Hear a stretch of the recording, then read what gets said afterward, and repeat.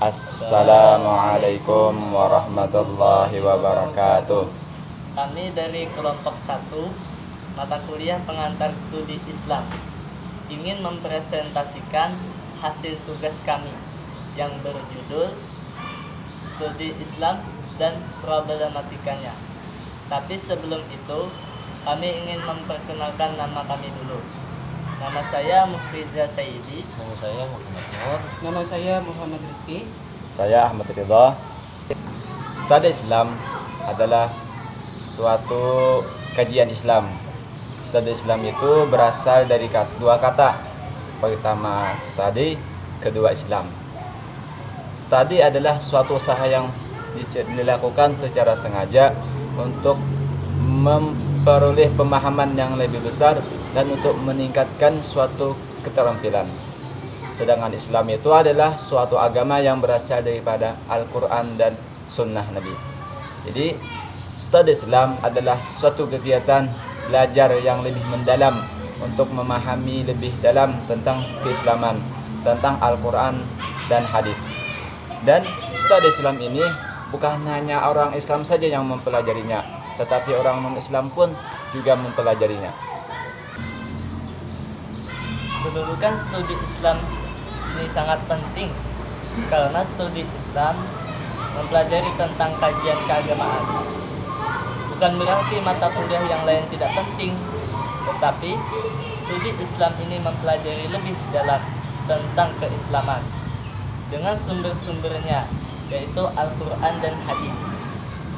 Studi Islam merupakan terjemahan dari dirasah Islamiyah, yakni ilmu yang mengkaji tentang seluk-beluk Islam, baik dari segi sumber-sumbernya, nilai-nilainya, ajaran pokoknya, dan sebagainya. Jadi dapat ditarik kesimpulan bahwa studi Islam merupakan ilmu yang wajib dipelajari oleh umat Islam. Nah, selanjutnya saya akan menjelaskan tentang kegunaan atau manfaat mempelajari studi Islam. Yang pertama ialah supaya kita lebih memahami tentang kajian-kajian Islam. Yang kedua, untuk lebih mengetahui seluk-beluk agama Islam. Dan yang ketiga, untuk lebih mengetahui objek dan sumber-sumber agama Islam. Dan yang terakhir ialah untuk lebih mengetahui pentingnya agama Islam. Problematika yang terjadi ketika studi Islam itu mencakup dalam 5 hal. Yang pertama adalah manajemen sekolah. Yang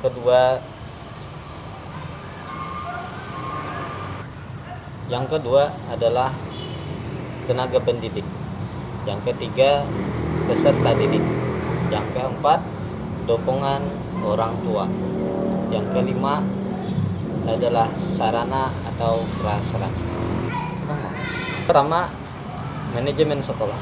Manajemen sekolah mencakup dari kepala sekolah, tenaga pengajar, studi Islam ataupun yang lain-lain.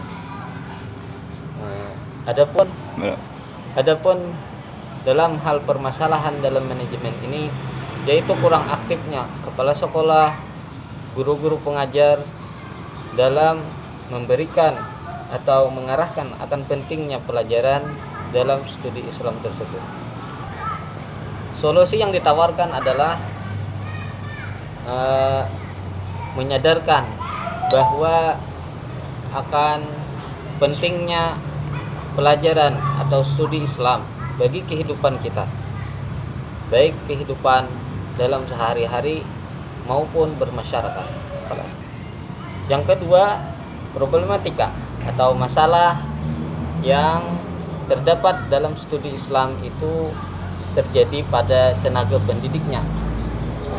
Dalam hal ini mencakup dalam tiga hal. Yang pertama adalah kurangnya keteladanan sang guru terhadap muridnya, yaitu kurangnya memperlihatkan akhlak bagaimana yang diajarkan oleh Quran dan hadis. Yang kedua adalah kurangnya seorang guru dalam menguasai materi yang disampaikannya, yaitu studi Islam dalam hal ini. Yang ketiga adalah kurangnya kemampuan dalam mengelola kelas serta membagi bagaimana agar murid-murid itu bisa berbaur dengan baik. Adapun solusi yang ditawarkan dalam hal ini adalah menggalangkan program-program ataupun melaksanakan diklat-diklat dalam hal untuk meningkatkan kualitas atau kemampuan guru dalam menganut atau menyampaikan ilmu studi Islam tersebut. Yang ketiga, problematika yang terjadi ketika studi Islam berlangsung adalah peserta didiknya, yaitu para murid. Permasalahan yang ada pada peserta didik atau murid ini diantara lainnya adalah kurangnya minat dalam belajar agama, dalam hal ini studi Islam. Yang kedua adalah kurangnya daya pikir atau pemahaman atau pengalaman serta penghayatan nilai-nilai atau norma-norma keagamaan. Yang selanjutnya adalah solusi yang ditawarkan, pemisahan peserta didik dan mengelompokkan mereka berdasarkan tingkat-tingkat pemahaman mereka.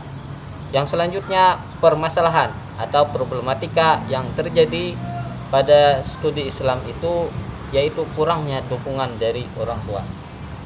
Dalam hal ini, orang tua sangatlah berperan besar untuk anak-anak mereka, apalagi untuk belajar agama.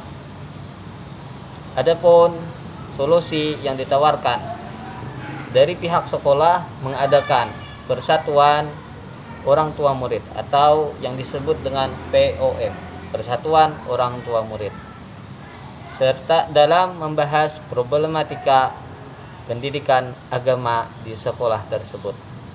Adapun problematika yang terjadi ketika studi Islam yang kelima adalah sarana dan prasarana. Yang pertama, di antara permasalahan dalam bidang sarana dan prasarana adalah kurang lengkapnya sarana dan prasarana, baik itu gedung sekolah, meja, kursi, atau parkir, atau yang lain-lain. Yang kedua, kurangnya rasa tanggung jawab dan loyalitas atau terbukanya guru antara guru dan murid dalam merawat dan menjaga aset atau sarana prasarana sekolah. Di antara solusi yang ditawarkan, memperdayakan semua pihak yang terkait, yaitu stakeholder, untuk ikut menanggulangi kekurangan sarana dan prasarana di sekolah. Yang kedua, pemberian arahan yang berkesinambungan kepada seluruh aktivitas akademik dalam hal perawatan tersebut. Yang ketiga, membuat peraturan dalam pengelolaan aset yang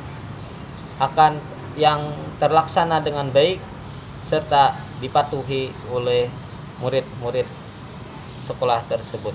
Sekian makalah dari kami. Wabillahi taufiq wal hidayah. Wassalamualaikum warahmatullahi wabarakatuh.